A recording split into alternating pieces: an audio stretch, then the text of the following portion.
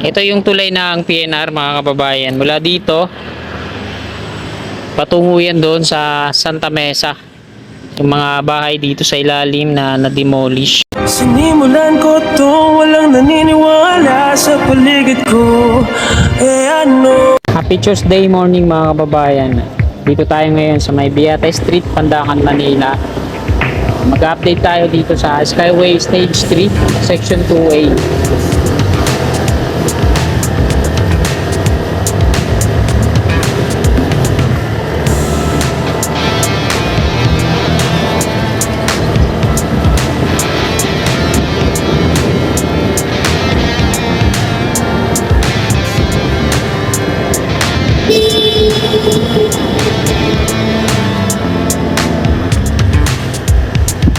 So, ayan po yung viaduct na flyover na madidemolish. So, diretso muna tayo.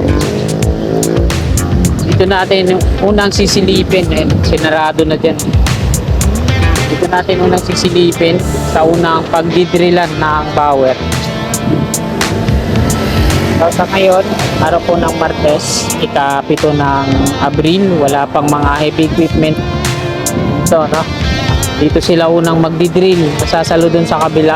Andun yung mga workers. Grabe, di alintana nila yung init. So dito naman yung kasunod. Wala pang mga heavy equipment.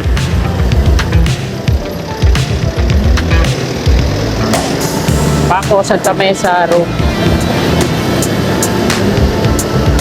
Pinakuran na rin nila dito ng mga concrete barrier. At ito yung mga steel mesh.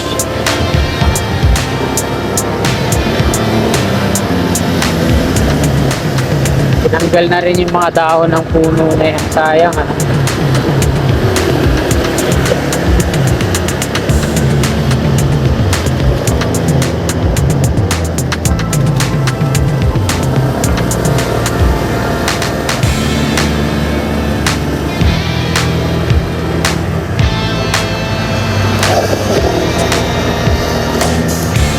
Dito muna tayo mga kasikap. Silipin natin naman dito sa PNR right of way, yung kung na-demolish na ba ng tuluyan yung tulay.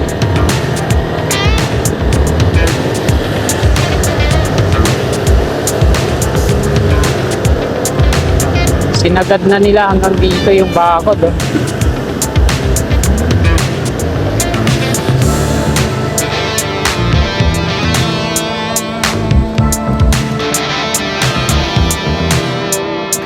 Dito tayo ngayon sa may Padre Jacinto Zamora Bridge. Sa kanan yung Skyway Section 2A. Ayun, dun sa tawid merong drilling rig. Ito naman yung sa NCR North-South Commuter Railway Project. Ito yung may mataas na crane. Ginagamit nila sa paglilifting. Dito mismo sa dinidemolish nila na tulay ng PNR. Ito yung tulay ng PNR mga kababayan. Mula dito patungo yan doon sa Santa Mesa. Yung mga bahay dito sa ilalim na na-demolish. Ayan, o. Ayan. Doon sa may bandang gitna, kita naman natin na wala na yung mga wooden rail sleepers nya. Tapos yung railless mismo, wala na yan doon. Puka na yan. So ang gagawin dito mga kasikap ay cantilever bridge ng NCR. So, dalawa na lang yung magiging pier columns dito. Doon sa dulo, pier 141 at dito naman pier 142. So, wala na yung gitna, no? So, kakaroon pa daw ng isang tulay dito ang PNR sa cargo. So, ito yung luma niya, di-demolish, tapos gagawa ng panibagong tulay para sa cargo. Saan kaya nila i-relocate yun? Ay, gagawa ng tulay, no? Kasi dyan wala nang space. Ayan yung pipe ng MWSS. Tapos dito, pwede rin dito, no? Kasi mataas yung magiging cantilever bridge dito, no? Kapantay nitong tulay or hihigit pa. Kasi matataas yung columns dun. At dito naman sa tawid mga kasikap, ayan yung ginawa nila dito. Ayan, install sila dito ng mga sheet pile. Andun yung gwardiya. Grabe kasi yung init ngayon. So meron na rin silang mga heavy equipment dyan.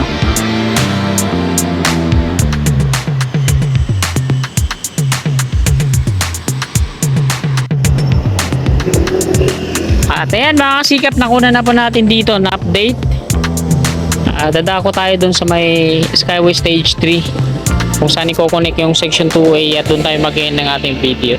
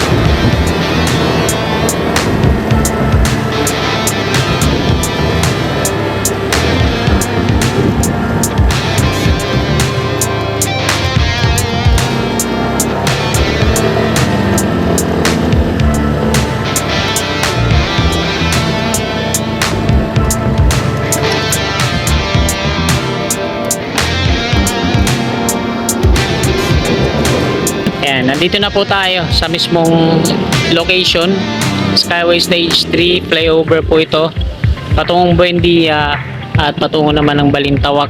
So hindi ko na i-zoom mga kasikap dahil masyadong maliwanag. So dyan i-connect yan yung Skyway Stage 3 section 2A extension, tapos yung northbound sa baba, sa southbound sa taas. So okay na yung pier head nya dyan sa taas. Yan. So yung kasunod double decker, mas unang natapos yun. Tapos yung pangatlo, ayan, nagpo-pouring ngayon. Nandyan yung concrete boom pump, tapos yung mixer truck na nagsusupply ng konkretong semento patungo dun sa pier head sa taas. Tapos nandun naman sa kaliwa, tawid, grabe yung sobrang init po ngayon. Kahit ako nga dito nakaramdam ko, andun yung mga workers. Grabe ang tiyaga, Tapos nasa mataas na area pa yan sila, nakabilad sa araw. Sana hindi sila magkasakit. So ito na po yung latest na progreso dito mga kasikap sa may Tomas Claudio Street. At hanggang dito na lang tong video na to. Maraming salamat po sa inyong walang sawa tumpay na suporta. Yan. God bless. Bulatan ko lahat ng mga